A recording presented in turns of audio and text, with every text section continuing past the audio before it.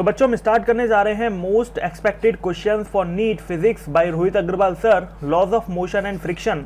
तो ये laws of motion and friction काफ़ी इंपॉर्टेंट टॉपिक है, आप इसकी इंपॉर्टेंस देख सकते हो इस चार्ट से। लॉज ऑफ मोशन के जो क्वेश्चन हैं वो तीन क्वेश्चन ऑलमोस्ट हर साल एवरेज आते हैं, यानी कि 7% का इस टॉपिक का वेटेज है। कुड यू इमेजिन कि कितना इंपॉर्टेंट टॉपिक है ये, कितना इजी है और कितना इंपॉर्टेंट है। This is very easy topic and very important topic. तो जो मोस्ट एक्सपेक्टेड क्वेश्चंस हैं आज इस टॉपिक के हम कर लेंगे। इस वीडियो के बाद आपको लॉज ऑफ मोशन के और फ्रिक्शन के ज़्यादातर इंपॉर्टेंट क्वेश्चन करना आ जाएगा, जो भी पेपर के लिए ज़रूरी हैं। बच्चों मेरा फोकस इस बात पे रहेगा कि मैं नंबर ऑफ क्वेश्चन ज़्यादा कराने की जगह क्वालिटी क्वेश्चंस आपको ज़्यादा कराऊं। तो मैं सेलेक्टेड क्वेश्चंस आपको कराऊंगा जो आपके लिए बहुत ज़रूरी हैं। ये जो आप स्क्रीनशॉट देख रहे हो ये उस पीडीएफ का स्क्रीनशॉट है जो मैंने आपको टेलीग्राम पे प्रोवाइड किया है फ्री ऑफ कॉस्ट, जिसमें मैंने फिजिक्स, केमिस्ट्री, बायोलॉजी तीनों का चैप्टर वाइज वेटेज प्रोवाइड किया है।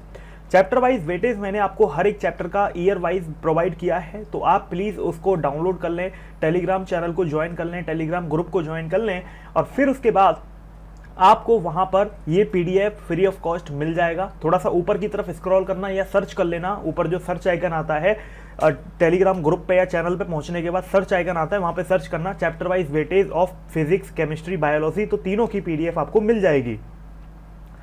चलो बच्चों क्लास को स्टार्ट कर। आज का क्वेश्चन देखते हैं क्या है। आज का पहला क्वेश्चन है, a player stops a football weighing 0.5 kg which comes flying toward him with a velocity of 10 metre per second if the impact last for 1/50 second and the ball bounce back with a velocity of 15 metre per second and the average force involved is. ठीक है, तो basically बच्चों यहाँ पर ये जो question है ये बहुत आसान सा क्वेश्चन है। This is very easy question to do. ये क्वेश्चन बहुत ज्यादा देखो सिंपल सा क्वेश्चन है, इंपल्स के ऊपर है। ठीक है, अगर आपको पता हो बच्चों तो इंपल्स होता है आपका चेंज इन मोमेंटम। ओके, आपसे फोर्स पूछा है, फोर्स होता है आपका change in momentum per unit time delta P upon delta T. अगर आपको इतना पता है ना तो आप इस क्वेश्चन को कर जाओगे। तो मैं बच्चों आपको 1 मिनट का टाइम देना चाहूंगा कि आप इस क्वेश्चन को ट्राई करें अपनी रफ कॉपी में। तो आई होप कि आप इस चीज़ का ध्यान रखेंगे, अपनी रफ कॉपी में एक बार प्लीज़ ट्राई करिए। 1 मिनट का टाइम है आपके पास, मैं उम्मीद करता हूँ कि आप एटलीस्ट ट्राई इसको जरूर करोगे। 30 सेकंड लगाओ, 1 मिनट लगाओ। मैं तो चाहता हूँ कि मेरे बच्चे 30 सेकंड में इसको सॉल्व कर दें, तो इससे बढ़िया मेरे लिए खुशी की बात क्या होगी। आप मुझे आंसर बताओ कि क्या इसका आंसर आ सकता है। 30 सेकंड लगाओ, 1 मिनट लगाओ, पर इसको सॉल्व करो।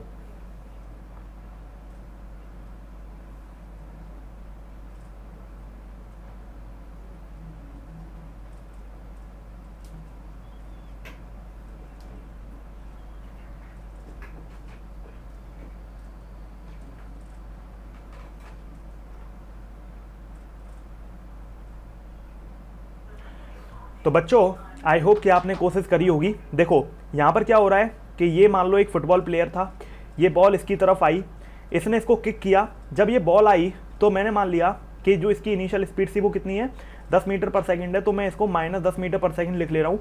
ठीक है, क्योंकि जब ये बॉल आ रही है तो फिर उसके बाद जब किक करेगा तो वो वापस चली जाएगी और मैं उसको प्लस स्पीड ले रहा हूँ। ठीक है, ये हो जाएगी आपकी 15 मीटर पर सेकंड आपको दी है प्लस की। ठीक है, एक साइड की, क्योंकि वेलोसिटी आपकी एक साइड की, वेलोसिटी में डायरेक्शन इन्वॉल्व होती है। Velocity is a vector quantity, तो जब उसकी तरफ आ रही है फुटबॉल प्लेयर की तरफ तो वो -x एक्सिस मान लो, और फुटबॉल से दूर जा रही है तो उसको +15 मीटर पर सेकंड, मतलब एक तरफ की माइनस लोगे तो दूसरे की प्लस ले लोगे। ठीक है, तो यहाँ पर आपकी इनकमिंग माइनस हो गई और जब उसने यहाँ पर किक किया होगा, उस फुटबॉल को लात मारी होगी तो वो आगे निकल गई होगी। प्लस की स्पीड आपने ले ली 15 मीटर पर सेकंड। अब क्वेश्चन कह रहा है कि एवरेज फोर्स इज कितना इंक्लूड है। तो बच्चों आप जानते हो फोर्स होता है आपका डेल्टा पी। अब डेल्टा पी क्या होता है, चेंज इन मोमेंटम, मतलब फाइनल माइनस इनिशियल, है ना, डिवाइड बाई टाइम। बहुत सिंपल। तो अब बच्चों फोर्स आपको निकालना है। मास कितना है इसका 0.5, फाइनल स्पीड कितनी है 15, इनिशियल कितनी थी -10, माइनस प्लस हो जाएगा। टाइम कितना लगा बच्चों, इसको टाइम लगा 1/50, तो 1/50 करोगे तो नीचे बना जाएगा और ऊपर आपका 50 से मल्टीप्लाई हो जाएगा, 50 ऊपर चला जाएगा। तो बच्चों फोर्स कितना आ जाएगा, फोर्स आ जाएगा 15 और 10 25, 25 का इसमें मल्टीप्लाई करते जाओ, मतलब मल्टीप्लाई करना है आपको बेसिकली। तो कितना आ जाएगा 25 × 0.5 करोगे तो ये आ जाएगा 12.5, इसका मल्टीप्लाई करोगे तो ऑलमोस्ट 625 आ जाएगा, है ना, 625.0।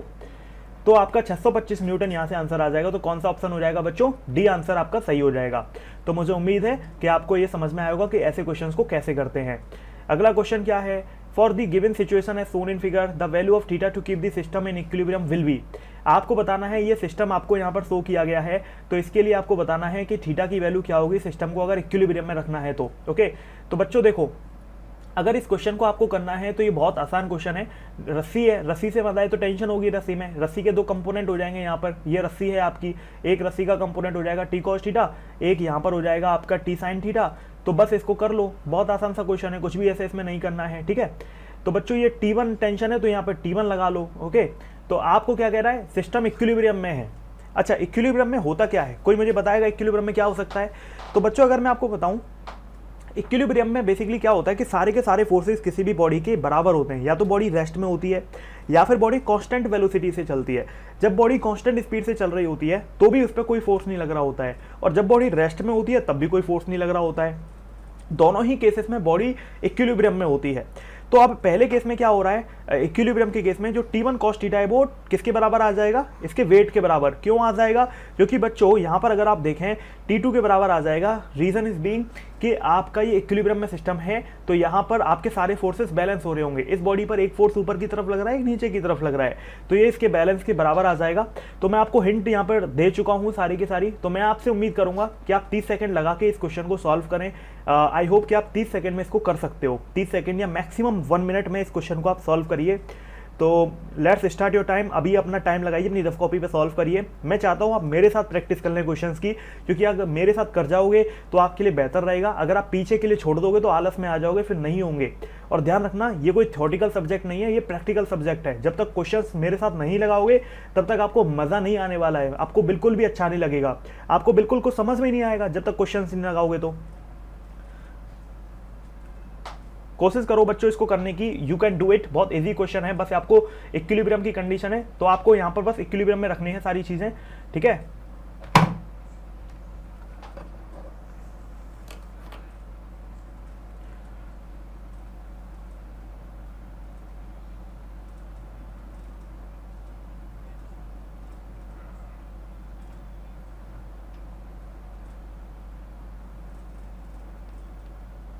तो मैं उम्मीद करता हूं बच्चों आपने क्वेश्चन को ट्राई किया होगा एटलीस्ट, तो होप सो कि आप ट्राई कर रहे होंगे। तो चलो देखते हैं कि इसको क्वेश्चन को हम कैसे कर सकते हैं। तो देखो बहुत सिंपल सी बात है कि भाई जो आपके फोर्स है वो इक्विलिब्रियम में है तो सारे के सारे बराबर हो जाएंगे। तो जो आपका T1 cos थीटा है वो T2 के बराबर हो जाएगा, है ना। ये T2 है, ऊपर T1 है, और ये आपका किसके बराबर हो जाएगा, 60 न्यूटन के बराबर। Simple, okay. तो यहाँ से आप देख सकते हो कि आपका जब T1 cos थीटा T2 के बराबर हो जाएगा, और आपसे पूछा क्या है, थीटा की वैल्यू पूछी है, तो क्या थीटा की वैल्यू यहाँ से निकल जाएगी? नहीं बच्चों, थीटा की वैल्यू ऐसे नहीं निकलेगी। तो अगर आप देखें तो T1 sin थीटा जो है आपका वो किसके बराबर होगा, देखो ये रहा T1 sin थीटा आपका, यहाँ पर आप देख सकते हो ये 60 के बराबर हो जाएगा। तो ये हो जाएगा आपका 60 के बराबर। तो यहाँ पर आप अगर इसको डिवाइड कर दो तो आप यहाँ पर देख सकते हो, ये मान लो पहली इक्वेशन है और ये मान लो दूसरी इक्वेशन है। तो जब आप पहली और दूसरी को डिवाइड करोगे तो T1 से T1 कट जाएगा और sin theta upon cos theta tan theta हो जाएगा, और ये हो जाएगा आपका 60/60, यानी कि ये वैल्यू कितनी आ जाएगी, 1। तो थीटा की वैल्यू बच्चों कितनी आ जाएगी, 45 डिग्री, क्योंकि tan थीटा में 1 कब होता है, जब थीटा 45 डिग्री होता है। तो मुझे उम्मीद है बच्चों कि आपको ये बात समझ में आई होगी कि आप ऐसे क्वेश्चंस को कैसे कर सकते हो। This is very easy question. इस तरीके के क्वेश्चन करना बहुत आसान होता है। अब ये तो मैंने एक फॉर्मेट दिया, इसी को दूसरे फ्रेम में डाला जा सकता है। इक्विलिब्रियम का सीधा मतलब आपको समझ में आना चाहिए। इक्विलिब्रियम में या तो बॉडी रेस्ट पर होगी तो आपको सारे फोर्सेस बराबर कर देने हैं, या फिर बॉडी आपकी कांस्टेंट वेलोसिटी से चल रही होगी, क्योंकि कांस्टेंट वेलोसिटी का मतलब भी होता है कि एक्सेलरेशन 0 है और फोर्स आपका 0 है, ठीक है। नेक्स्ट क्वेश्चन है बच्चों, एक 5000 किलोग्राम का रॉकेट है, उसको आपने वर्टिकल फायरिंग के लिए सेट किया है। The exhaust speed is 800 metre per second. फिर उसके बाद आपको क्या कहना है कि initial upward acceleration 20 metre per second square का है। The amount of gas rejected per second to supply the needed thrust will be. Okay, तो ये क्वेश्चन आपका रॉकेट से रिलेटेड है। रॉकेट का मैंने आपको समझाया है, मोशन का जो न्यूटन का थर्ड लॉ ऑफ मोशन है उसके ऊपर ही बेस्ड क्वेश्चन होते हैं रॉकेट के, ठीक है। तो ये क्वेश्चन ट्राई करने से पहले मैं आपको थोड़ी सी हिंट दे देता हूँ। मैं उम्मीद करता हूँ कि आप हिंट के बाद इस क्वेश्चन को कर लोगे। शायद हिंट से पहले आपके लिए करना मुश्किल हो जाए, लेकिन हिंट के बाद आप इसको कर लोगे। तो बच्चों अगर आप देखें यहाँ पर, अगर मैं रॉकेट की बात करूँ तो मैं अगर प्यारा सा रॉकेट बनाऊँ यहाँ पर एक, तो बच्चों आपको ड्राइंग पर हंसना नहीं है, सिर्फ भावना को समझना है। जो मैं यहाँ पर बताने की कोशिश कर रहा हूँ, ये मेरा रॉकेट है। यहाँ पर देखो रॉकेट का बेसिकली क्या होता है कि गैस इजेक्ट होती है, जब फ्यूल बर्न होता है ना तो उसकी वजह से जो गैस इजेक्ट होती है बाहर की तरफ, ये फ्यूल बर्न होने की वजह से गैस इजेक्ट होती है, तो इसकी वजह से आपका ऊपर की तरफ फोर्स लगता है, अपवर्ड फोर्स बेसिकली, है ना। ये कॉन्सेप्ट होता है, रफ मैं आपको बता रहा हूँ फिलहाल। तो ऊपर की तरफ फोर्स लगता है रॉकेट पर, ठीक है, किसकी वजह से, ये जो गैस इजेक्ट हो रही है इसकी वजह से। इनका नीचे रॉकेट का एक मास होता है mg, मैं मान लेता हूँ ये बेसिकली, देखो आपको एक चीज पता होगी शायद कि जो फोर्स होता है उसको आप दो तरीके से लिख सकते हो, या तो देखो फोर्स होता है मास इंटू एक्सेलरेशन। अब मास इंटू एक्सेलरेशन को आप दो तरीके से लिख सकते हो, ओके। या तो आप लिख सकते हो m dv/dt, इस केस में क्या है कि वेलोसिटी आपकी चेंज हो रही है समय के साथ, या फिर आप लिख सकते हो v dm/dt, इस केस में क्या है कि मास समय के साथ चेंज हो रहा है। तो बच्चों यहाँ पर आपकी दो सिचुएशन पॉसिबल हैं। तो इसका मतलब क्या है कि पहले केस में आपका मास कांस्टेंट है, वेलोसिटी चेंज हो रही है, दूसरे केस में वेलोसिटी कांस्टेंट है, मास चेंज हो रहा है। आप देखो जब आपका फ्यूल बर्न होगा तो ये रॉकेट हल्का होगा, ये रॉकेट आपका इसका वजन कम होगा, तो इस हिसाब से क्या होगा कि ये जो फ्यूल बर्न हो रहा है बेसिकली इसका मास, जो फ्यूल बर्न होकर बाहर निकल गया उसका मास कम होगा रॉकेट में से, यानी कि यहाँ पर वेलोसिटी तो कांस्टेंट है लेकिन आपका यहाँ पर मास चेंज हो रहा है, तो v dm/dt यूज हो जाएगा, ठीक है। तो यहाँ से आप देख सकते हो नीचे की तरफ v dm/dt और mg लगा है और ऊपर की तरफ f रॉकेट लगा है। तो आप यहाँ से सीधे सीधे देख सकते हो कि आपको नेट फोर्स कब मिलेगा, जब v dm/dt में से mg घटा दोगे तो आपको कौन सा फोर्स मिलेगा, जो रॉकेट को ऊपर की तरफ उड़ा रहा है ना, क्योंकि नेट फोर्स आपका ऊपर की तरफ है ना। तो आपने v dm/dt में से mg को घटाया तो बचा हुआ फोर्स किसके लिए यूज हो रहा है, f रॉकेट के लिए। तो जो रॉकेट को उड़ाने के लिए फोर्स चाहिए वो यहां से मिलेगा। अब मैंने आपको कॉन्सेप्ट तो क्लियर कर दिया, अब मैंने आपको सारी इंपॉर्टेंट इंफॉर्मेशन बता दी। मैंने इससे रिलेटेड आपको, देखो मैं हर क्वेश्चन में आपको उसका दाएं बाएं आगे पीछे सारे एस्पेक्ट कवर करूंगा, हर क्वेश्चन में कौन सा फॉर्मूला। देखो हालांकि मैं इसको डायरेक्ट भी बता सकता था कि आप सीधे सीधे ऐसे वैल्यू पुट करो और इक्वेशन ऑफ मोशन से मैं इसको कर सकता था, इसके दो तीन तरीके हैं करने के क्वेश्चन को। लेकिन बच्चों मैं चाहता हूं कि हर क्वेश्चन का आपको दाएं बाएं आगे पीछे हर एस्पेक्ट पता चले, तो उस एस्पेक्ट को बताने के लिए मैंने ये सारी फ्रेमिंग आपको बताई है, इसलिए मैंने आपको इतना टाइम इस क्वेश्चन को दिया है। आपको ये क्वेश्चन 10 सेकंड या 15 सेकंड से ज़्यादा नहीं लगाना है। तो जो फोर्स होता है बच्चों, वो आपका, ये जो इन्फॉर्मेशन आपको शायद अगर कोई भूल गया हो तो उसको याद हो जाएगी। ये रॉकेट के लिए फॉर्मूला डायरेक्ट याद रखोगे तो आपका क्वेश्चन 10 सेकंड में हो जाएगा फटाफट, नहीं भी याद रखोगे कॉन्सेप्चुअली भी करोगे तो भी हो जाएगा, ठीक है। चलो तो इसमें वैल्यू पुट करो और आंसर देखो क्या आ रहा है।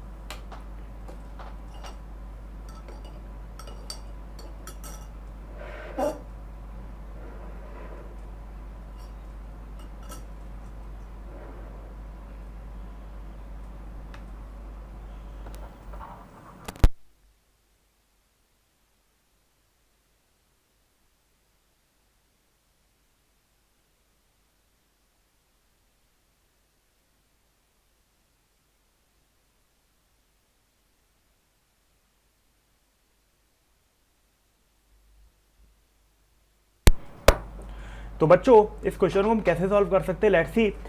तो यहाँ पर जो वेलोसिटी है वो आपको दे रखी है, ठीक है। तो जो आपकी बेसिकली देखो v dm/dt में अगर हम यहाँ पर देखें तो हमें dm/dt दे रखा है, क्योंकि अगर आप देखें तो 5000 किलोग्राम का आपका रॉकेट है और आपकी यहाँ पर एक्सेलरेशन दे रखी है 20 मीटर पर सेकंड और 800 मीटर पर सेकंड की स्पीड है, ठीक है, सिंपल सी बात। तो आपको dm/dt यहाँ पर दे नहीं रखा, वो पूछा है गैस इजेक्टेड पर सेकेंड, है ना, अमाउंट ऑफ गैस इजेक्टेड, मतलब dm/dt आपसे पूछा है, ये चीज आपसे पूछी है। आपको स्पीड दी है, मास दिया है, जी की वैल्यू आप जानते हैं, है ना, ए की वैल्यू भी आपको यहाँ पर दी है 20 मीटर पर सेकेंड स्क्वायर। तो बस पुट दी वैल्यू गैर दिया आंसर है अब तो, ठीक है। वी की वैल्यू आपने रखी 800, dm/dt आपसे पूछा है, मास की वैल्यू आपको 5000 दी है, जी की वैल्यू 10 दी है और मास की वैल्यू फिर से 5000 दी है और एक्सेलरेशन आपका 20 है। तो इसको सॉल्व कर लो बच्चों, कितना आ रहा है, यह आ जाएगा आपका 1 लाख और कितना आ जाएगा, 3 और 1 4 और 1 5, 1 लाख और आपका ये हो जाएगा ऑलमोस्ट 50,000। तो ये 50,000 बचेगा। तो यहाँ से dm/dt आपका कितना हो जाएगा बच्चों, ये हो जाएगा 1 लाख और उधर जाएगा 1,50,000 प्लस हो जाएगा ना, और अपॉन 800। तो ये कितना हो जाएगा, सॉल्व करोगे तो बच्चों ये यहाँ पर सॉल्व कर लेते हैं, ये हो जाएगा आपका ऑलमोस्ट, तो यहाँ पर जो आपका ये ऑलमोस्ट हो जाएगा 8 और 7.5 kg, ठीक है, kg पर सेकेंड। तो ऑलमोस्ट इसको सॉल्व करने पे आपका इतना आंसर यहाँ पर आ रहा है। तो बच्चों ऑप्शन डी हमारा इसे मैच हो रहा है। तो आप देख सकते हो कि किस तरीके से आपको इस क्वेश्चन को करने हैं। तो इस क्वेश्चन से हमने क्या सीखा, इस क्वेश्चन से हमने दो चीज़ ज़्यादा ज़रूरी सीखी कि फोर्स को आपको दोनों तरीके से याद रखना है। ये रॉकेट की प्रॉब्लम के लिए आपको हमेशा इस फॉर्मूले को याद रखना है जिससे आप फटाफट इस क्वेश्चन को कर सकें। अब इस क्वेश्चन को करने का दूसरा तरीका भी है बच्चों, मैं वो भी आपको बताना चाहता हूँ। चलो दूसरा तरीका देखते हैं क्या है। तो दूसरा तरीका ये है कि जो यहाँ पर फोर्स है वो क्या होगा, क्योंकि रॉकेट ऊपर की तरफ जा रहा है तो आप लिख सकते हो mg+a, very simple.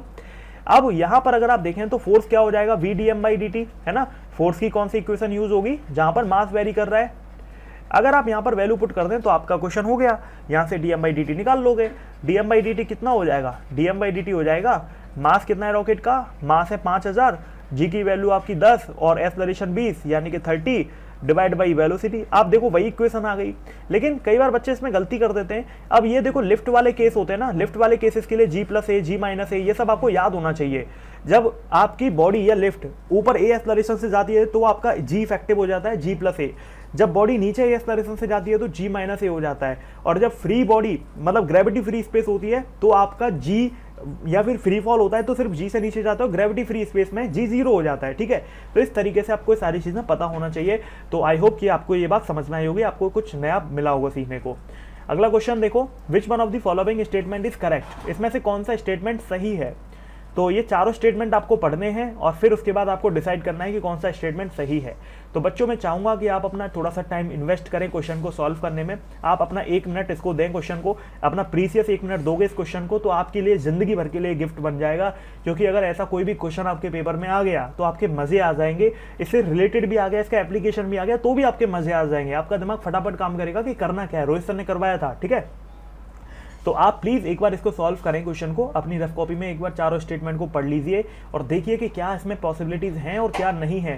Because if you will, अगर आप ट्राई नहीं करेंगे, if you will not try then this will be loss of your time. Basically आप अपने टाइम को जो इन्वेस्ट करने की जगह बेकार कर चुके होंगे अगर आप खुद क्वेश्चन ट्राई नहीं करेंगे। तो वीडियो देखिए, साथ में क्वेश्चंस को खुद ट्राई करिए, एक बार रफ कॉपी में अपने दिमाग लगाइए। टाइम लग सकता है इस क्वेश्चन में आपको डिसाइड करने में कौन सा स्टेटमेंट सही है, but you will do it. Finally आप कर लोगे, कोई दिक्कत नहीं आएगी। इजी क्वेश्चन है, अगर आप करने बैठोगे तो हो जाएगा।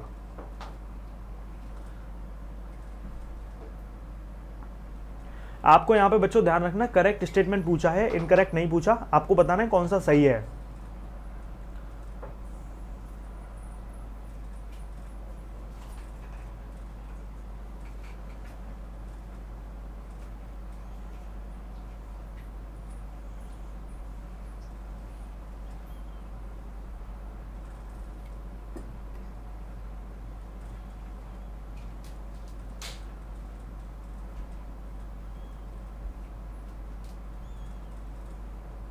बच्चों इस एक ही क्वेश्चन में 4 क्वेश्चन इंक्लूडेड हैं, तो आपको टाइम लग सकता है थोड़ा सा, but you will do it. Finally आप कर लोगे। तो चलो बच्चों पहला स्टेटमेंट देखते हैं क्या है। पहला स्टेटमेंट है कि अगर कोई फ्रिक्शन नहीं है तो work need not to be done, या फिर आपका वर्क 0 हो जाएगा इंक्लाइन प्लेन पे। बच्चों जैसे मान लो ये कोई इंक्लाइन प्लेन है, अगर यहाँ पर ये कोई बॉडी है, अगर यहाँ पर मैं मान लेता हूँ फ्रिक्शन 0 है, तो क्या यहाँ पर ग्रेविटी भी 0 है? नहीं, ग्रेविटी तो है ना नीचे की तरफ mg, तो ग्रेविटी की वजह से तो कोई ना कोई वर्क होगा। तो बच्चों ये स्टेटमेंट गलत हो गया। क्यों होगा? क्योंकि मान लेते हैं फ्रिक्शन की वजह से 0 है, मान लेते हैं स्मूथ सरफेस है, लेकिन ग्रेविटी की वजह से तो वर्क होगा ना। फिर option B, there were no friction, अगर कोई फ्रिक्शन नहीं है तो जो मूविंग व्हीकल्स हैं आप उनको ब्रेक लगाने के बाद भी नहीं रोक सकते। ये स्टेटमेंट बिल्कुल सही है, क्योंकि अगर आपका फ्रिक्शन नहीं भी हो तो भी आप ब्रेक लगाने के बाद उसको नहीं रोक सकते, क्योंकि असल में जो गाड़ी रुकती है वो केवल एयर फ्रिक्शन की वजह से रुकती है। ठीक है, तो ये स्टेटमेंट बिल्कुल सही है। As the angle of inclination is increased the normal reaction on the body placed on it increases. अगर आप एंगल इंक्लिनेशन का बढ़ाते हैं तो नॉर्मल रिएक्शन बॉडी पर इंक्रीज होती है। बच्चों नॉर्मल रिएक्शन जनरली क्या होता है कि mg का ये वाला कंपोनेंट होता है जो mg cos थीटा होती है ना। तो आपकी जो नॉर्मल रिएक्शन है वो mg cos थीटा होती है। अगर आप थीटा बढ़ाओगे तो cos थीटा में देखो, आप देखो अगर आप थीटा बढ़ाओगे तो cos थीटा की वैल्यू कम होगी। क्यों? क्योंकि थीटा बढ़ाने पे cos थीटा घटता है तो नॉर्मल की वैल्यू कम होगी। तो यहाँ तो बोल रहा है इंक्रीज, तो ये स्टेटमेंट गलत है। ऑप्शन डी देखते हैं। A duster weighing 0.5 kg pressed against a vertical board, ये सबसे इंपॉर्टेंट ऑप्शन था जो आपको यहाँ पर समझना था बेसिकली। करके देखना था बेसिकली। यहाँ पर ये न्यूमेरिकल टाइप का क्वेश्चन हो गया। ये आपको डस्टर है मान लेते हैं, और यहाँ पर ये डस्टर है। अब इस पर आपने क्या किया, 11 न्यूटन का फोर्स लगाया है, आप देख सकते हो है ना, 11 न्यूटन का फोर्स आपने लगाया। फ्रिक्शन है आपका coefficient 0.5, work done in rubbing it upward through a distance of 10 centimetre is 0.55 joule. अपने आप में ये एक पूरा क्वेश्चन है, आप अपने आप में एक पूरा नया क्वेश्चन हो गया बच्चों।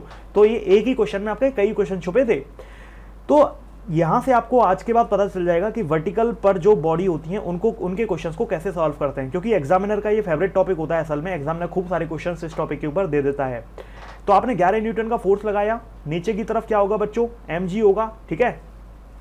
अब फ्रिक्शन है, तो फ्रिक्शन है तो इसका मतलब क्या है, देखो अब ध्यान रखना आपको क्या करना है बेसिकली, जिसका अब देखो यहां पर क्या हो रहा है कि आपने इसको इस दीवार की तरफ, इस बोर्ड की तरफ प्रेस किया है। अगर कोफिशिएंट यहां पर दे रखा, म्यू आपको 0.5 दे रखा है, लास्ट में बोल रहा है कि work done in rubbing it upward, यानी कि आप इसको ऊपर की तरफ रब कर रहे हो, यानी कि आप फोर्स अप्लाई कर रहे हो ऊपर की तरफ, है ना।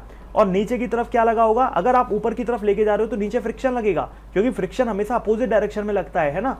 तो यहां पर आपका जो वर्क डन है वो कितना होगा, अगर 10 सेंटीमीटर से इसको चलाओगे तो वर्क तो निकाल लेंगे फोर्स इनटू डिस्प्लेसमेंट से। पहले फोर्स देख लेते हैं कि फोर्स यहां पर कितना आएगा, ठीक है।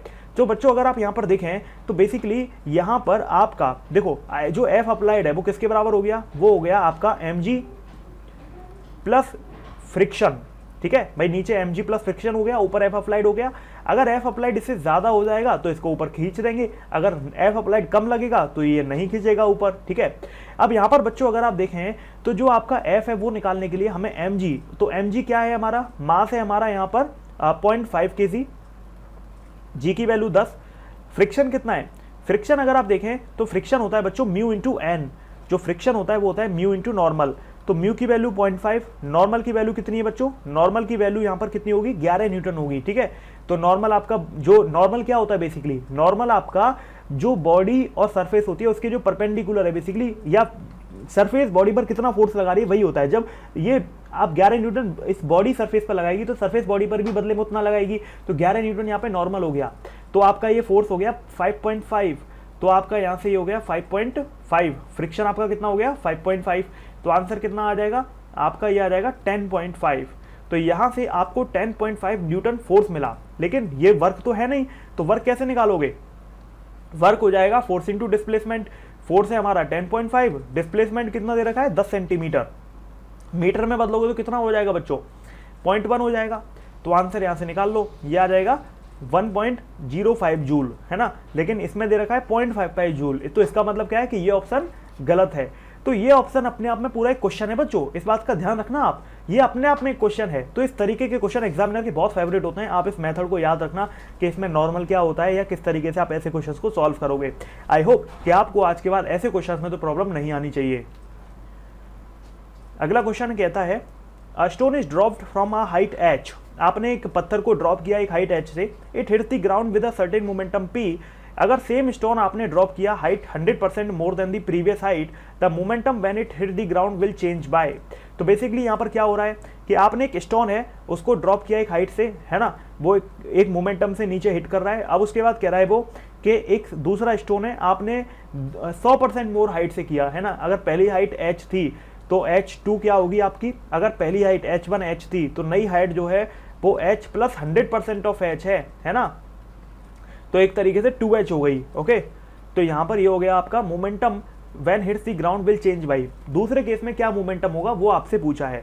तो बच्चों ये क्वेश्चन करना बहुत आसान है, this is not a difficult question, ये क्वेश्चन करना बहुत इजी है। अगर आप इसको करोगे तो आप इसको इजीली कर सकते हो। आप एक बार ट्राई करके देखो, क्योंकि मोमेंटम के बारे में आप जानते हो, मोमेंटम सीधा सीधा आप निकाल ही लोगे, ठीक है। मोमेंटम क्या होता है, मास इंटू वेलोसिटी, है ना। अब वेलोसिटी में हाइट छुपी है, वेलोसिटी क्या होगी बच्चों, क्योंकि आपने ड्रॉप किया है तो इनिशियल स्पीड 0 होगी, तो वेलोसिटी होगी आपकी u प्लस 2as। तो उसमें जो u है वो 0 है, 2as की जगह 2gh आ जाएगा, तो v square equal to 2gh, मतलब v जो आ जाएगा वो √2gh आ जाएगा। तो यहां से आप एक बार ट्राई करके देखो, आई होप कि आप कर लोगे, ओके।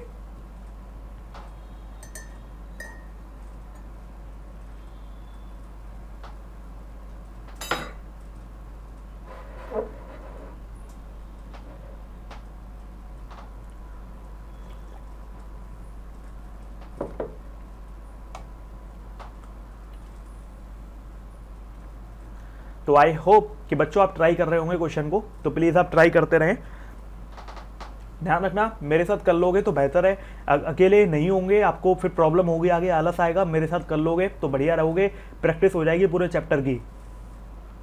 चलो बच्चों देखते हैं कि इसका क्या पॉसिबल आंसर हो सकता है। पहले केस में मोमेंटम एम बी होगा, v की जगह √2gh आ जाएगा सीधा सीधा, इसमें तो कोई दिक्कत ही वाली बात नहीं है।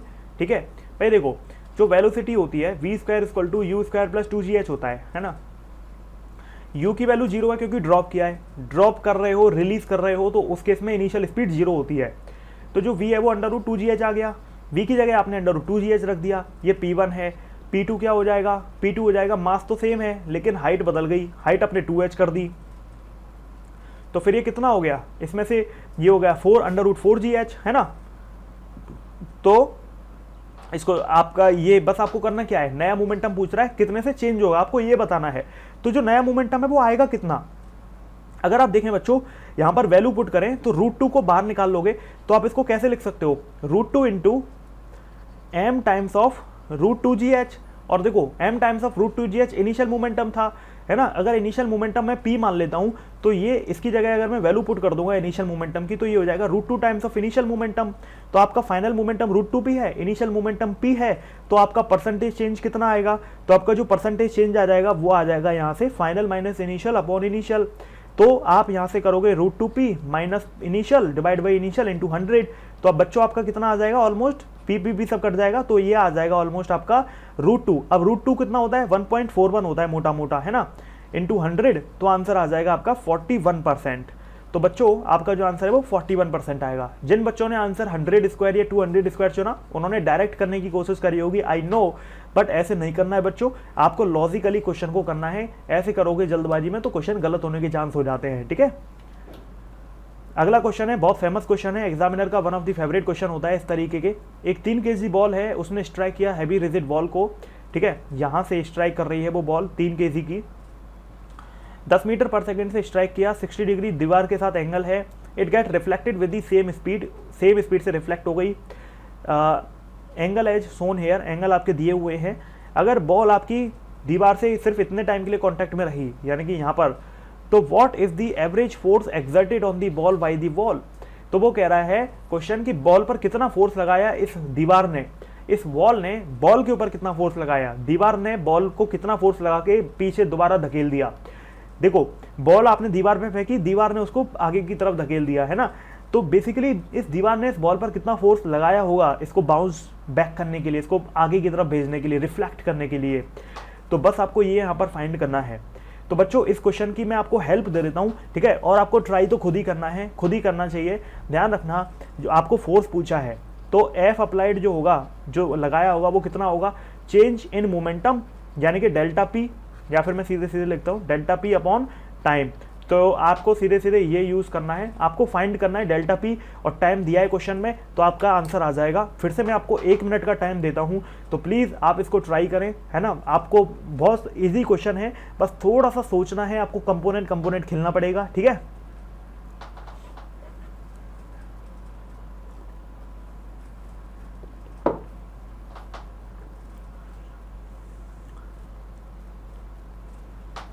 आई होप बच्चों कि आप ट्राई कर रहे होंगे।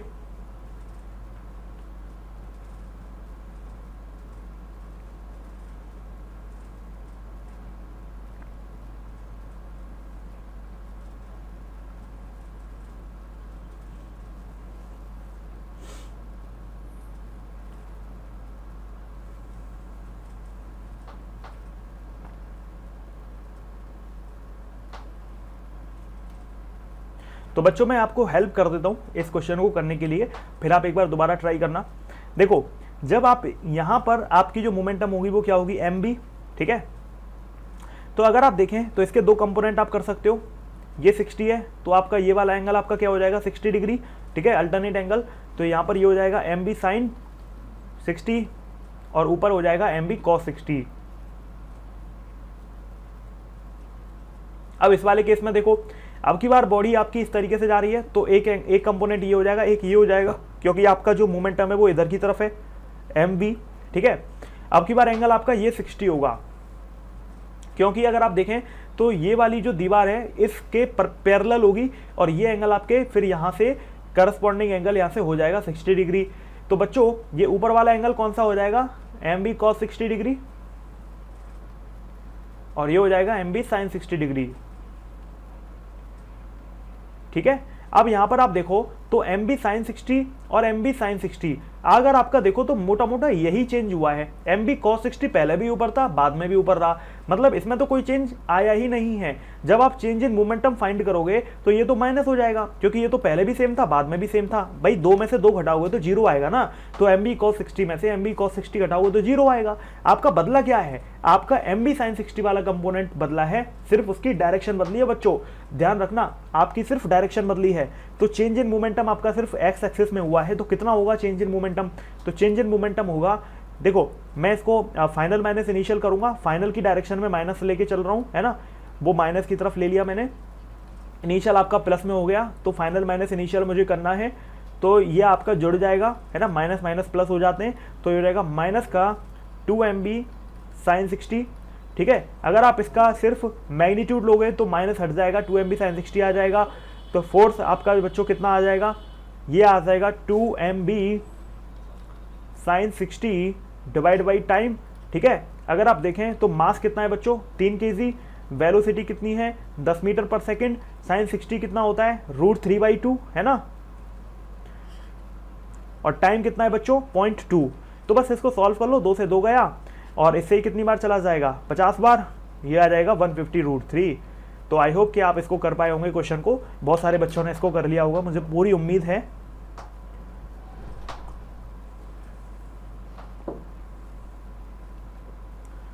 अगला क्वेश्चन क्या है बच्चों, the upper half of an inclined plane of inclination theta is perfectly smooth while lower half is rough.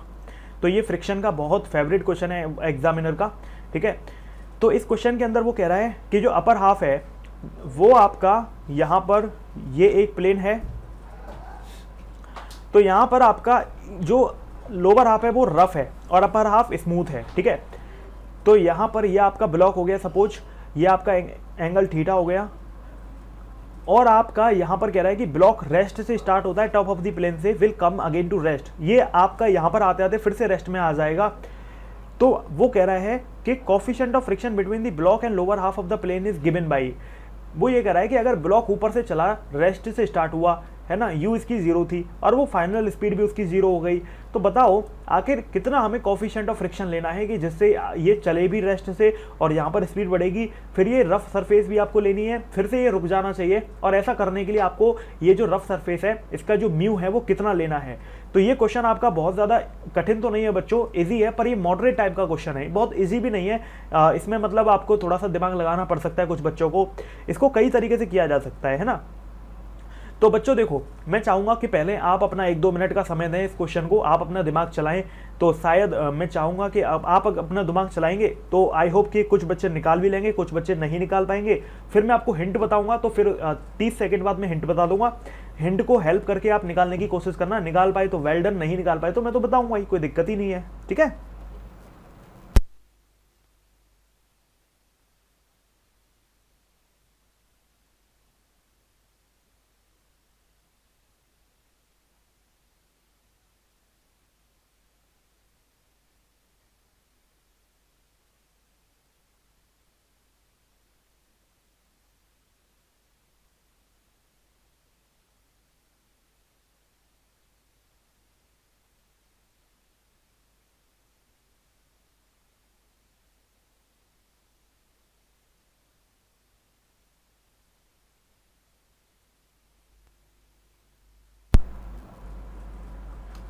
तो बच्चों आई होप कि आपने ट्राई किया होगा। इस क्वेश्चन को 2 तरीके से किया जा सकता है, एक तो है कि आप इक्वेशन ऑफ मोशन वगैरह करके कर लो, है ना, तो वैसे भी कर सकते हो, आप ऊपर लगा सकते हो v² = u², है ना, 2as करके, तो वो भी एक तरीका है। दूसरा तरीका है बहुत इजी, वर्क एनर्जी थ्योरम, जो वर्क पावर एनर्जी में हम पढ़ते हैं ना, वर्क एनर्जी थ्योरम, उससे भी आप कर सकते हो। ठीक है, तो मैं आपको दोनों तरीके बता देता हूँ। तो सबसे पहले वर्क एनर्जी थ्योरम वाला तरीका आपको हिंट दे देता हूँ, फिर भी आप खुद ट्राई करें एक बार। तो वर्क एनर्जी थ्योरम कहती है work done by all forces is equal to change in kinetic energy. अब देखो बच्चों डेल्टा के तो जीरो हो जाएगा क्योंकि ऊपर भी उसकी इनिशियल स्पीड जीरो थी और फाइनल भी जीरो है, तो भाई फाइनल काइनेटिक एनर्जी भी जीरो, इनिशियल भी जीरो, मतलब आपका डब्ल्यू ऑल आपका जीरो के बराबर आने वाला है। अब डब्ल्यू ऑल का मतलब क्या है, जितने भी इसमें फोर्सेस हैं, अगर आप इसकी फ्री बॉडी डायग्राम बनाओ बच्चों तो आपको पता चलेगा कि इसमें कितने फोर्सेस हैं। ठीक है, जैसे ये हमारी इंक्लाइंड ये बॉडी थी, अगर मैं इसका फ्री बॉडी डायग्राम बनाऊं तो आपको पता चलेगा, मैं इसको रफ सरफेस के ऊपर बना रहा हूं फ्री बॉडी डायग्राम। ठीक है, तो देखो बच्चों ऊपर की तरफ आपका फ्रिक्शन है ना, क्योंकि नीचे की तरफ आ रही है ना बॉडी, इसलिए ऊपर की तरफ देखो फ्रिक्शन हमेशा अपोजिशन में लगता है, जो भी बॉडी का मोशन है उसके अपोजिट में फ्रिक्शन लगेगा। अब यहां पर आपका नीचे की तरफ क्या है, नीचे की तरफ आपका mg है। ठीक है, तो देखो ये आपका mg और ये आपका mg cos थीटा हो जाएगा फिर, तो यानी कि ऊपर नॉर्मल है ना, और एक फोर्स है mg का ये वाला कंपोनेंट जो है mg sin थीटा। तो आप देख सकते हो इतने सारे फोर्सेस इस बॉडी पे लगे हुए हैं। ओके, तो आप यहां पर देख सकते हो कि वर्क डन बाई mg हो जाएगा, एक तो वर्क डन बाई ऑल में, एक तो हो जाएगा work done by mg plus एक हो जाएगा आपका वर्क डन बाई नॉर्मल, है ना, प्लस एक हो जाएगा वर्क डन बाई फ्रिक्शन, और ये सब जीरो के बराबर हो जाएगा। तो अब मैंने आपको काफी हिंट दे दी है, मैं चाहता हूं कि आप एक बार खुद ट्राई करें तो आपके लिए बेहतर रहेगा।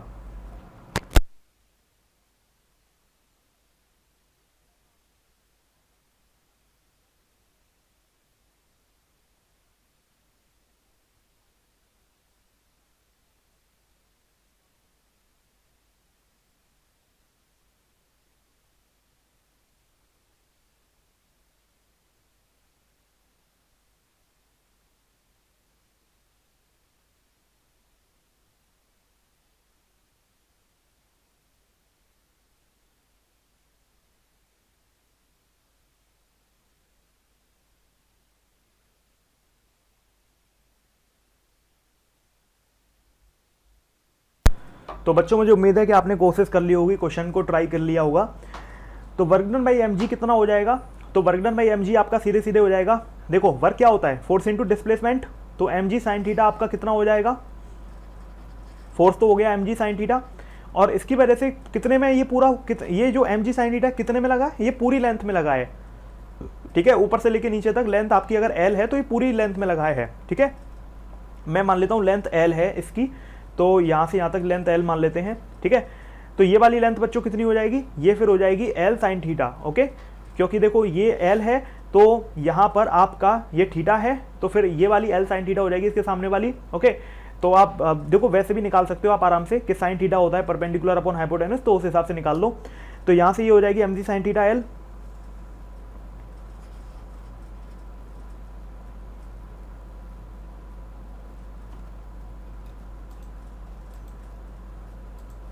और बच्चों नॉर्मल की वजह से जो वर्क है वो कितना है, अगर आप देखें तो नॉर्मल की वजह से जीरो वर्क है। ठीक है, क्योंकि जो आपका नॉर्मल है वो डिस्प्लेसमेंट के 90 डिग्री पर है, और कॉस थीटा आपका कितना होता है, देखो फोर्स अगर आप देखें तो फोर्स जो होता है बच्चों वो होता है आपका, मतलब जो वर्क होता है वो होता है एफ एस कॉस थीटा, है ना। तो आपका जो कॉस थीटा है, क्योंकि यहाँ पर कॉस 90 है तो इसलिए जीरो हो जाएगा नॉर्मल की वजह से वर्क। अब फ्रिक्शन की वजह से, क्योंकि फ्रिक्शन की वजह से फोर्स आपका अपोजिशन में है तो माइनस आ जाएगा। अब फ्रिक्शन यहाँ पर कितना है, अगर आप देखें तो बच्चों फ्रिक्शन क्या होता है हमेशा म्यू इंटू नॉर्मल, तो यहाँ पर भी फ्रिक्शन आपका इतना ही हो जाएगा। नॉर्मल कितना है, mg cos थीटा, सिंपल सी बात है। ठीक है, तो ये हो जाएगा आपका mg cos थीटा। अच्छा, यहाँ पर ये कितनी लेंथ में लगा है, अगर आप देखें बच्चों तो इसकी जो लेंथ है वो कितनी है, अगर आप यहाँ पर देखें तो ये सिर्फ आधी लेंथ में लगा है, क्योंकि फ्रिक्शन क्वेश्चन ने बोला है आधी लेंथ में है, देखो ये रहा। ठीक है, तो यहाँ से ये हो जाएगा आपका mg, म्यू और लगा दो आगे, mu mg l/2 cos theta is equal to 0। अब क्या होगा, ये आपका आगे चला जाएगा तो माइनस का प्लस हो जाएगा, तो मैं इसको हटा देता हूँ, इसको इक्वल कर दिया मैंने प्लस के, mg से mg कट गया, l से l कट गया, तो ये आ जाएगा आपका sin theta upon cos theta, मतलब tan थीटा, और ये आ जाएगा म्यू बाई 2। ठीक है, तो यहाँ से आपको पता चलेगा कि जो म्यू है बच्चों वो कितना आ जाएगा, म्यू आ जाएगा 2 ऑफ tan थीटा, तो ये आ जाएगा mu is equal to 2 tan theta. तो मुझे उम्मीद है कि आपको समझ में आ रहा होगा। इसको आप दूसरे तरीके से भी कर सकते थे कि वेलोसिटी जो होती है वैसे भी कर सकते थे कि आप ऊपर वाले हाफ की वेलोसिटी निकाल लो, फिर नीचे वाले हाफ के लिए आप निकाल लो, फिर वहाँ से भी म्यू निकल जाएगा दोनों रिलेशन में, ठीक है। तो ध्यान रखना, अगर आप वेलोसिटी से कर रहे हो तो लोअर हाफ में जहाँ पे फ्रिक्शन लगा रहता है उसके लिए जो एक्सेलरेशन होता है उसका फॉर्मूला अलग होता है। एक्सेलरेशन उस केस में क्या होता है बच्चों, आपको ध्यान रखना है, एक्सेलरेशन होता है आपका g sine theta minus mu cos theta, ठीक है। आप इसको ध्यान रखें, जहाँ पे फ्रिक्शन होता है वहाँ पे एक्सेलरेशन इस तरीके से आता है। अगला क्वेश्चन क्या है, ये एग्जामिनर का one of the favourite question है बच्चों। तो क्वेश्चन कहता है कि एक ब्लॉक है मास m का और एक गाड़ी है, कार्ट है, और वो अल्फा एक्सेलरेशन से चल रही है। Coefficient of static friction between the block and cart is mu. तो आपको बताना है acceleration alpha of the cart that will prevent the block from falling satisfies. तो आपको बताना है कि अल्फा एक्सेलरेशन इस कार्ट का क्या होगा जो इस ब्लॉक को गिरने से बचाएगा, ठीक है। ये कार्ट आपका अल्फा एक्सेलरेशन से आगे की तरफ चल रहा है। तो बच्चों देखो, ऐसा क्वेश्चन मैंने अभी भी आपको कराया था थोड़ी देर पहले, आपको याद होगा, देखो ये वाला था। तो कुछ कुछ ऐसा ही वो सीन है ना, इसी से रिलेटेड कुछ इंस्पायर्ड है वो क्वेश्चन।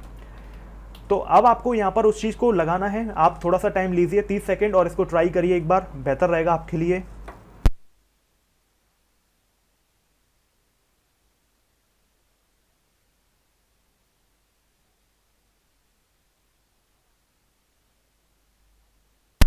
तो बच्चों मैं थोड़ी सी आपकी हेल्प कर देता हूँ, हिंट दे देता हूँ आपको कि इस क्वेश्चन को आप कैसे कर सकते हो। देखो जो mg है वो तो नीचे लगेगा, ठीक है। अगर आप देखें तो ये आगे की तरफ चल रही है। देखो नॉर्मल तो आपका इधर लग जाएगा, क्योंकि नॉर्मल क्या होता है, जो सरफेस बॉडी पर फोर्स लगाती है ना, वो नॉर्मल हो गया। अब ऊपर की तरफ फ्रिक्शन लग जाएगा, क्योंकि नीचे की तरफ ये खिसकेगा ब्लॉक, है ना, तो नीचे की तरफ फोर्स, नीचे की तरफ ब्लॉक जाएगा तो फ्रिक्शन ऊपर की तरफ लगेगा। एक फोर्स पीछे की तरफ भी लगेगा जो होगा सूडो फोर्स। अब सूडो फोर्स क्या भला है सर, ये तो बता दो। वैसे तो मैंने आपको ये बता दिया है एनएलएम और फ्रिक्शन के क्रैश कोर्स यानी कि वन शॉट वीडियो में, जो फ्री ऑफ कॉस्ट यूट्यूब पर अवेलेबल है। आपको अगर देखनी है तो आप डालना laws of motion in one shot by Rohit Agarwal sir, आपको फ्री ऑफ कॉस्ट यूट्यूब पर मिल जाएगी।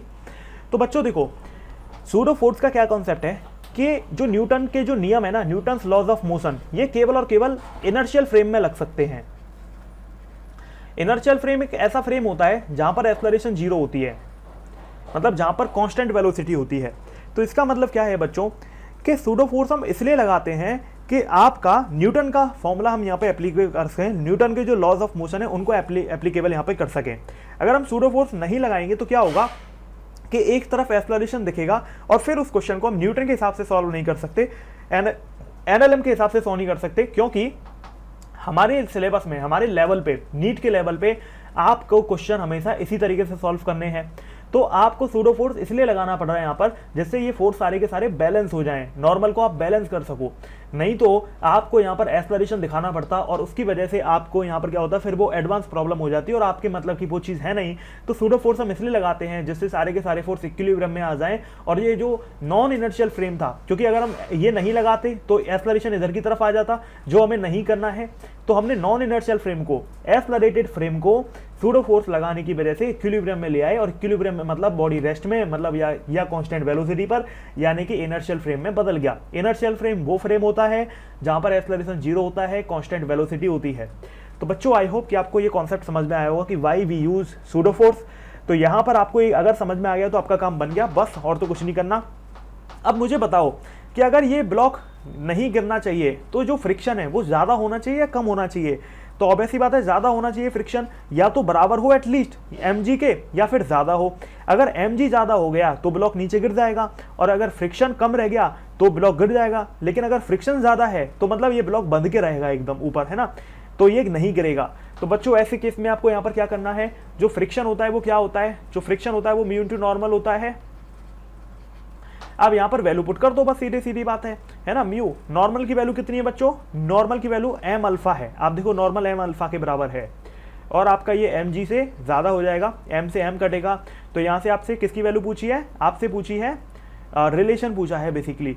तो इधर अल्फा हो जाएगा, इधर mg by mu, sorry m हट गया, g बाई म्यू आ जाएगा। तो ऐसा कौन सा रिलेशन है, ऐसा आपका यहाँ पर ऑप्शन सी है, ठीक है। तो आई होप बच्चों कि आपको समझ में आ रहा होगा कि ऐसे क्वेश्चन को आप कैसे करोगे। तो होप सो कि आपको ये इंपॉर्टेंट क्वेश्चन समझ में आ गया होगा। अगला क्वेश्चन है आपका अब monkey is descending from the branch of a tree with constant acceleration. अगर ब्रेकिंग स्ट्रेंथ 75% है वेट ऑफ द मंकी के, तो minimum acceleration with which monkey can slide down with the breaking the branch. ठीक है, तो बच्चों ये question बहुत ही इजी है। इस क्वेश्चन में कुछ भी आपको ऐसा नहीं करना है, क्योंकि अगर आप इसका डायग्राम मैं आपको बनाऊं, थोड़ा सा प्यारा सा डायग्राम बनाऊं, देखो अब डायग्राम पे मत जाना, भावनाओं पे जाना, जो मैं समझाना चाहता हूं। तो ये हमारा प्यारा सा ट्री है ना, ये पेड़ मैंने बना लिया। अब ये पेड़ ऐसे ही बनेगा फिलहाल, है ना। तो यहाँ पर ये मैंने मंकी बना लिया, ये मंकी बना लिया मैंने। ओके, अब ये जो मंकी है बेसिकली, ये आपका देखो क्वेश्चन कह रहा है कि नीचे की तरफ मंकी का mg हो जाएगा। अब मंकी नीचे उतर रहा है, डिसेंडिंग है, देखो यहाँ लिखा हुआ है डिसेंडिंग, मतलब जो एक्सेलरेशन है वो नीचे की तरफ है ना। और वो कह रहा है कांस्टेंट एक्सेलरेशन से जा रहा है नीचे की तरफ। तो कह रहा है कि breaking strength 75% of the weight of the monkey है। अच्छा, ब्रेकिंग स्ट्रेंथ का मतलब क्या है बच्चों? रस्सी की टेंशन। रस्सी कितना टेंशन झेल सकती है? 75% ऑफ द वजन ऑफ द मंकी, है ना। तो आपकी जो टेंशन है वो कितनी है बच्चों? 75% ऑफ mg। ओके, ये आपकी टेंशन है, रस्सी की टेंशन। रस्सी इतना ही वजन झेल सकती है, नहीं तो टूट जाएगी। तो मिनिमम एक्सेलरेशन बताओ जिससे मंकी नीचे आराम से बिना इस पेड़ को टूटे, बिना इस ब्रांच को तोड़े आ सकता है। तो बच्चों सिंपल सी बात है, आराम से कब आ सकता है? जब मंकी का जो आपका फोर्स लग रहा होगा mg माइनस a, वो किसके बराबर हो जाएगा? टेंशन के बराबर। अगर वो टेंशन से ज्यादा हो गया तो ये रस्सी टूट जाएगी, आई मीन ये आपका जो पेड़ है वो टूट जाएगा। अगर ये जो टेंशन है ये बराबर रहेगी या ज्यादा रहेगी तो ये नहीं टूटेगा। तो हमें क्या करना है? बराबर कर देना है टेंशन के, तो हमें यहाँ से क्या मिल जाएगा? एक्सेलरेशन की वैल्यू मिल जाएगी। अब देखो बहुत आसान है, ये हो जाएगा mg माइनस a। टेंशन क्या है बच्चों? 75% ऑफ mg। अब 75% का मतलब क्या है? 75 डिवाइड बाई 100, है ना। 25 से काट दो, ऊपर 3 और नीचे 4, तो ये हो जाएगा 3mg/4। मास से मास कट गया, तो आपका 4 को इधर कर दो, 4g minus 4a is equal to 3g।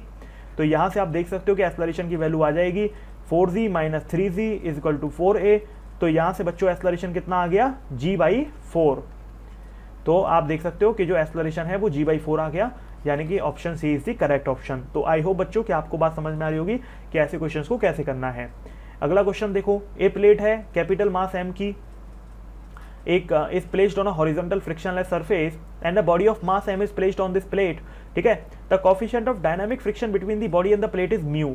तो आपका यहाँ पर प्लेट में कोफिशिएंट म्यू है। अगर फोर्स 2 म्यू mg आपने अप्लाई किया बॉडी पर, तो एक्सेलरेशन ऑफ द प्लेट क्या होगा? ठीक है, तो ये क्वेश्चन बहुत इजी है, अगर आप थोड़ा सा भी दिमाग लगाएंगे तो इस क्वेश्चन को कर सकते हैं। मैं फिर से आपको थोड़ा सा टाइम देने जाता हूँ इस क्वेश्चन को सोचने के लिए।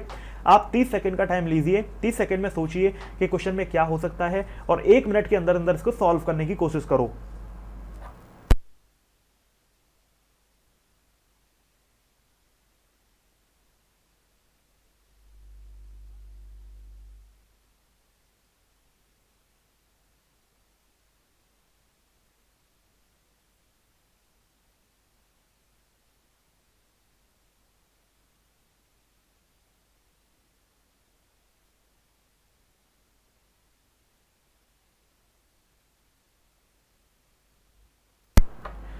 आई होप बच्चों कि आप ट्राई कर रहे होंगे, आपने कोशिश करी होगी। तो मैं थोड़ी सी आपकी हेल्प कर देता हूं, जिससे आपको थोड़ा सा आइडिया लगे कि कैसे इसको कर सकते हैं। तो बच्चों ये आपकी बॉडी है ना, और अगर आप देखें तो जो कोफिशिएंट ऑफ फ्रिक्शन है वो प्लेट का है, म्यू, है ना। बॉडी और प्लेट के बीच में है, तो आपको इससे कोई सरफेस से मतलब नहीं है, यहाँ पर आपको प्लेट को ऑब्जर्व करना है बस। 2 म्यू mg का आपने फोर्स लगाया बॉडी पर, ठीक है। तो अगर आप देखें बच्चों, जो एक्सेलरेशन होता है वो क्या होगा? Net force upon total mass.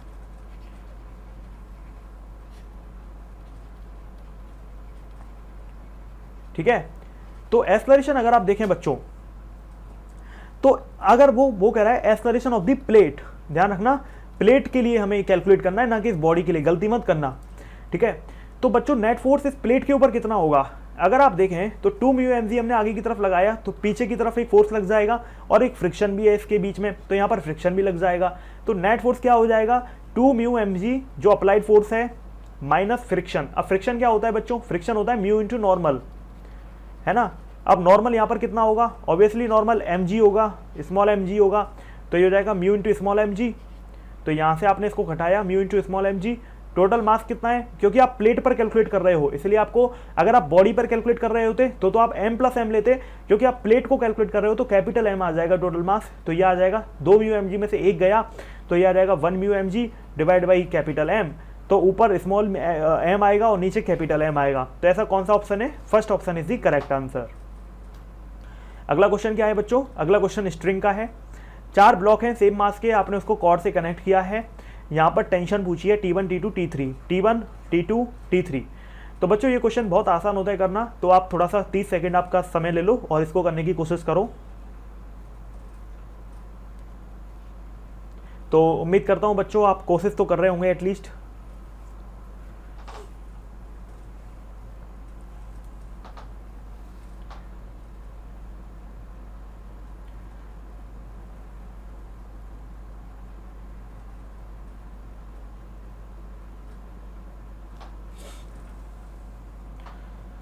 तो होप सो बच्चों कि आपने कोशिश करी होगी इस क्वेश्चन को करने की, है ना। अगर आप देखें आपको टेंशन निकालनी है तो टेंशन के लिए मैंने इस क्वेश्चन की, ऐसे क्वेश्चंस की ट्रिक्स आपको बताई हुई हैं। अगर आपको सीधे इसका शॉर्ट मेथड भी देखना है ना तो आप मेरा क्रैश कोर्स देख लेना, फ्री ऑफ कॉस्ट अवेलेबल है यूट्यूब पे, न्यूटन्स लॉज ऑफ मोशन का। तो बच्चों अगर आप यहाँ पर T3 T3 और T1 निकालना चाहते हैं तो उसके लिए पहले आपको एक्सेलरेशन निकालना पड़ेगा। क्यों निकालना पड़ेगा, क्योंकि अगर आप देखें तो जो T3 है वो किसके लिए नेट फोर्स है, वो इस m के लिए नेट फोर्स है, तो ये हो जाएगा ma के बराबर, है ना। T3 आपका नेट फोर्स के बराबर है ma पर। T2 अगर आप देखें तो T2 आपका दोनों m के ऊपर नेट फोर्स है, ये जो दोनों m है इसके ऊपर नेट फोर्स है, तो ये हो जाएगा आपका 2ma के बराबर, है ना। और जो T1 है वो आपका 3ma हो जाएगा, सिंपल सी बात है, ठीक है। तो यहाँ पर बच्चों ये करना बहुत आसान है, अगर आप थोड़ा सा भी सॉल्व करने की कोशिश करें तो it is very easy to do. अब देखो यहाँ पर समझने की कोशिश करो कि जो आपका एक्सेलरेशन है वो क्या होता है। एक्सेलरेशन होता है आपका net force upon total mass. तो बच्चों जो नेट फोर्स है वो कितना है, नेट एक्सटर्नल फोर्स होता है, ध्यान रखना acceleration, net external force upon total mass. Total mass है आपका 4m, यानी कि अगर आप देखें तो नेट एक्सटर्नल फोर्स F है और टोटल मास आपका 4m है, तो एक्सेलरेशन की वैल्यू F अपॉन 4m आ गई। तो बच्चों देखो अब सबसे पहले T1 को देखते हैं, तो T1 कितना हो जाएगा 3m इंटू a की जगह आपने F अपॉन 4m रखा तो m से m गया तो 3f/4, ऐसा कोई ऑप्शन है 3f/4, C और D यानी कि a और b तो हो ही नहीं सकते, है ना। अब देखें चलो T2, तो T2 में आप देखो 2m और a की वैल्यू है F अपॉन 4m, तो m से m गया, 2 से 2 गया तो f/2 आ गया, यानी कि आपका f/2 इसमें है, यानी कि अभी हमें T3 देखना पड़ेगा। T3 हो जाएगा m इंटू a की वैल्यू है F अपॉन 4m, तो m से m गया तो f/4 आ गया, ठीक है। तो ऐसा कौन सा ऑप्शन है, C ऑप्शन है। तो आई होप कि आपको समझ में आ गया होगा। अगला क्वेश्चन है, एक बॉडी है जिसका मास m है, उसको आपने रफ हॉरिजॉन्टल सरफेस पे रखा, एक पर्सन है उसको पुल करने की कोशिश कर रहा है, ठीक है, पर बॉडी मूव नहीं हो रही है, तो बताओ force by the surface on the body F है, तो आपका इनमें से कौन सा रिलेशन सही होगा। अब ये क्वेश्चन बच्चों थोड़ा सा इसका डायग्राम में आपको समझाता हूँ, इसका केस आपको समझाने की कोशिश करता हूँ। ऐसे समझो ये आपकी एक बॉडी है, नीचे की तरफ आपका mg लगा होगा, ऊपर की तरफ आपका नॉर्मल लगा होगा, इधर की तरफ आपका एक फोर्स अप्लाइड होगा और पीछे की तरफ आपका फ्रिक्शन लगा होगा जो म्यू इंटू नॉर्मल यानी कि म्यू इंटू mg हो जाएगा, ठीक है।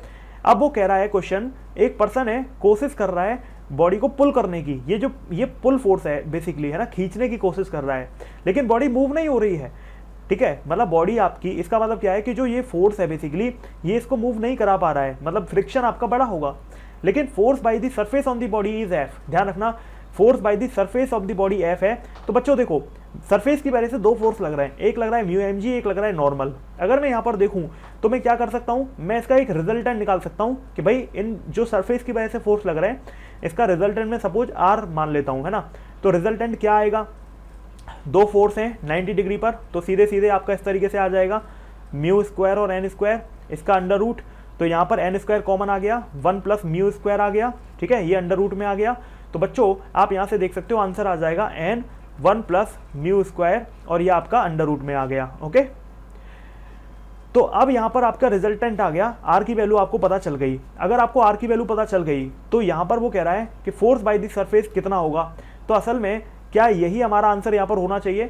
तो अगर आप देखें तो ऐसा कोई ऑप्शन है यहाँ पर, देखो समझने की कोशिश करते हैं। जो यहाँ पर n है वो क्या है, जो n है वो आपका यहाँ पर mg के बराबर है। तो ये सारी जगह पर आप mg रख दो, ठीक है। तो यहाँ पर आपका ऐसा कौन सा ऑप्शन हो जाएगा, क्योंकि बॉडी मूव नहीं कर रही है। इसका मतलब क्या हो गया बच्चों, क्योंकि बॉडी मूव नहीं कर रही है तो आपका ये जो फोर्स है ये ज्यादा होना चाहिए पुल वाले फोर्स से, है ना। तो आपका ऐसा कौन सा ऑप्शन है जिसमें ये ज्यादा है, देखो सी ऑप्शन में ये चीज ज्यादा है, तो सी ऑप्शन आपका सही हो जाएगा। देखो mg तो आपका वो फोर्स है जो आप लगा रहे हो, है ना, जो mg है ये वाला धरती की वजह से है। तो आपका जो नॉर्मल है वो जो अप्लाइड फोर्स आपने लगाया उससे कम होना चाहिए, लेकिन ये जो फ्रिक्शन है ये जो धरती की वजह से ओवरऑल लग रहा है, जो आर है उसकी वैल्यू ज्यादा होनी चाहिए, तभी ये बॉडी रुक के रहेगी। अगर एफ ज्यादा हो गया तो ये बॉडी आगे चली जाएगी। तो देखो ये क्वेश्चन, ये ऑप्शन तो हो ही नहीं सकता, क्योंकि यहाँ पर एफ ज्यादा है। तो एफ ज्यादा होने का मतलब क्या है कि बॉडी आगे की तरफ चली जाएगी, लेकिन बॉडी रुकी हुई है, बॉडी आगे नहीं जानी चाहिए, तो फ्रिक्शन ज्यादा होना चाहिए। तो ऐसे केस में यही ऑप्शन है जो आपका सही है, बाकी तो सारे गलत हैं, है ना। अगला क्वेश्चन है, एक ब्लॉक है जिसका मास m1 है और वो एक हॉरिजॉन्टल टेबल पे है। A light string connect to it passes over frictionless pulley at the edge of table. और एक दूसरा ब्लॉक है मास m2 का, वो सस्पेंडेड है। तो आपका कोफिशिएंट है काइनेटिक फ्रिक्शन का वो म्यू के। तो ब्लॉक ए आपका जब टेबल पर स्लाइड करेगा तो टेंशन इन दी स्ट्रिंग क्या होगी। ऐसे क्वेश्चन एग्जामिनर देखो बहुत ज्यादा तो नहीं देता, लेकिन इन क्वेश्चन की मैंने ट्रिक बताई है। तो आप क्या करना, इन क्वेश्चन को करना बहुत आसान है बच्चों। तो आप क्या करना, आप यूट्यूब पे या गूगल पे डालना pulley tricks by Rohit Agarwal sir. तो मैंने पुली की कुछ ट्रिक्स बताई हैं पुली के क्वेश्चंस को 5 सेकंड या 10 सेकंड में करने के लिए। साथ में आप मेरा फ्रिक्शन रिवीजन इन वन शॉट देख लेना, तो आप बहुत अच्छे तरीके से आसानी से ऐसे क्वेश्चंस को चुटकियों में कर सकते हो 5 सेकंड 10 सेकंड में, ठीक है, कोई बहुत बड़ी बात नहीं है। तो इसको मैं आपका डायग्राम बना देता हूं जिससे आपको कोशिश करने में आसानी होगी। तो बच्चों देखो, मैंने यहां पर एक हॉरिजॉन्टल बनाई टेबल, ठीक है, इस तरीके से, और मान लो ये ब्लॉक m1 मास का है और ये एक पुली से बना हुआ है यहाँ पर, और यहाँ पर मैंने दूसरा ब्लॉक ले लिया m2, है ना। तो बहुत आसान क्वेश्चन है। नीचे की तरफ ब्लॉक जा रहा है, स्लाइड कर रहा है, और इधर की तरफ एक्सेलरेशन हो जाएगा, टेंशन हो जाएगी रस्सी में T, ठीक है। अब यहाँ पर अगर आपका काइनेटिक फ्रिक्शन है म्यू के, काइनेटिक फ्रिक्शन तभी दिया जाता है जब ये स्लाइड कर रहा होगा, तभी तो एक्सेलरेशन है, तो मतलब काइनेटिक फ्रिक्शन आना ही चाहिए था। स्टैटिक फ्रिक्शन तो आ नहीं सकता था क्योंकि ये स्लाइड कर रहा है। तो बच्चों देखो, अब यहां से आपको क्या निकालना है, आपको निकालनी है टेंशन निकालनी है। तो टेंशन कैसे निकालोगे, अगर मैं इस ब्लॉक को देखूं बच्चों, तो टेंशन निकालना बहुत आसान है, ये हो जाएगा m2g-a। लेकिन यहां पर हमें क्या ध्यान रखना है, यहां पर हमें बच्चों बस एक चीज का ध्यान रखना है कि यहां पर फ्रिक्शन भी इंक्लूडेड है। तो आप इसको इस तरीके से डायरेक्ट नहीं लिख सकते, क्योंकि मैंने जो क्वेश्चन आपको बताए थे पुली ट्रिक्स में, उसमें फ्रिक्शन का नहीं कराया था, तो आपको फ्रिक्शन को कंसीडर करना है, जो मैंने इसमें नहीं किया है। तो प्लीज आप इसमें फ्रिक्शन को कंसीडर करें। तो ये आपका स्टेटमेंट इसलिए गलत हो जाएगा, आप इसको डायरेक्टली नहीं लगा सकते, ध्यान रखना। ये सही है वैसे, ठीक है, लेकिन यहाँ पर जो जी है वो डायरेक्टली आप नहीं लगा सकते, एक्सेलरेशन आपको डायरेक्टली नहीं मिलेगा, क्योंकि एक फ्रिक्शन फोर्स भी है जो इसको रोकेगा। तो उसकी वजह से आप क्या करो, आप एक्सेलरेशन यहाँ पे निकाल लो, फिर आप इसको इजीली कर सकते हो, ठीक है। तो अगर आप यहाँ पर एक्सेलरेशन निकालेंगे बच्चों, तो एक्सेलरेशन क्या होता है, net external force upon total mass, ठीक है। तो अब देखो सपोर्टिंग फोर्स कितना है, सपोर्टिंग फोर्स आपका m2g है। अगर आप देखें तो नीचे की तरफ m2g लगा है, और इसको अपोज कौन कर रहा है, इस पे बॉडी पे एक फ्रिक्शन लगा होगा जो पीछे की तरफ होगा म्यू m1g, है ना, क्योंकि म्यू इंटू नॉर्मल होता है, तो नॉर्मल की जगह मैंने m1g लिख दिया सीधे सीधे। तो ये हो गया म्यू के m1g simple divide by total mass हो गया m1 प्लस m2। भाई एक्सेलरेशन का मैंने क्या बताया था पुली ट्रिक्स वाली वीडियो में, supporting force minus opposing force upon total mass. Supporting force है m2g और अपोजिंग फोर्स है म्यू के m1g divide by total mass, ठीक है। अब यहां पर अगर आप इस इक्वेशन को देखें, आप किसी को भी देख सकते हो, चाहे तो आप इसी को देख लो, इस वाले को। तो यहां पर नीचे की तरफ ब्लॉक जा रहा है, मतलब m2g बढ़ा रहा होगा, और आपका ऊपर क्या रहा होगा, टेंशन, और ये किसके बराबर आ जाएगा, ये आ जाएगा आपका m2a के बराबर। सिंपल सी बात है ना, मैंने इक्वेशन लगा ली है। तो यहां पर अगर आप देखें बच्चों, तो m2g t minus T equal to m2a की जगह वैल्यू पुट कर दो, तो जो क्या हो जाएगा, m2g माइनस म्यू के m1g divide by m1 plus m2। तो अब इसको हमें सॉल्व करना होगा, ठीक है। सॉल्व करने के लिए आपको थोड़ा सा यहाँ पे टाइम इसमें खर्च करना पड़ेगा। तो यहाँ पर जो टेंशन है उसको दूसरी साइड ले जाओ, इन सबको एक साइड में ले जाओ। तो यहाँ पर जब इसको सॉल्व करोगे बच्चों, तो आपकी जो टेंशन की वैल्यू है वो आ जाएगी m1 m2 1 प्लस म्यू के जी divide by m1 plus m2। मैंने इस क्वेश्चन के और भी कई सारे तरीके बताए हैं, मैं इसीलिए कह रहा हूँ आप मेरी शॉर्ट ट्रिक वाली वीडियो देख लेना, साथ में इसका रिवीजन देख लेना वन शॉट में, तो आपको बहुत आइडिया लग जाएगा। तो ऐसा कौन सा ऑप्शन है हमारा, ऐसा हमारा यह ऑप्शन है ये वाला, ठीक है। तो होप सो कि आप इन सब क्वेश्चंस को समझ पाए होंगे। अगला क्वेश्चन है आपका, what is the maximum value of force F such that the block shown in arrangement does not move. ये जो ब्लॉक है अगर ये मूव ना करे तो उसके लिए आपको मैक्सिमम वैल्यू एफ की कितनी रखनी पड़ेगी, ठीक है। तो बच्चों यहाँ पर अगर आप इस क्वेश्चन को गौर से देखें तो आपका जो एफ है वो ये है जो आपको लगा के यहाँ पे दिया हुआ है ना। इसकी मैक्सिमम वैल्यू आपको कितनी रखनी है, जैसे ब्लॉक मूव नहीं करे, तो ब्लॉक मूव नहीं करे तो इसका मतलब फ्रिक्शन यहाँ पर ज्यादा होना चाहिए इस एफ के कंपैरिजन में। लेकिन बच्चों प्रॉब्लम क्या है कि इस क्वेश्चन में एक स्पेशल पॉइंट है और वो आपको थोड़ा सा समझ आ गया तो ये क्वेश्चन बहुत अच्छे से आपका हो जाएगा, है ना। ये स्टार है ना। तो बेसिकली देखो, अगर मैं इसको थोड़ा सा रफ डायग्राम यहां पर बनाऊं आपके लिए, तो इस एफ के दो कंपोनेंट आप कर सकते हो, ठीक है। ये एंगल आपका 60 है, तो अगर आप इसका एक कंपोनेंट ऐसे और एक कंपोनेंट ऐसे करोगे, क्योंकि ये 60 है तो ये अल्टरनेट एंगल 60 हो जाएगा, तो ये हो जाएगा आपका एफ कॉस 60 और नीचे हो जाएगा आपका एफ साइन 60 और ये हो जाएगा आपका एम जी और ऊपर हो जाएगा आपका नॉर्मल, ठीक है। तो अगर आप देखें बच्चों तो यहां पर जो नॉर्मल है वो आपका एम जी नहीं होगा, सिर्फ वो होगा M G plus F sine 60, ठीक है। तो अगर आपको ये समझ आता है तो आप यहां से इस चीज को कर सकते हैं।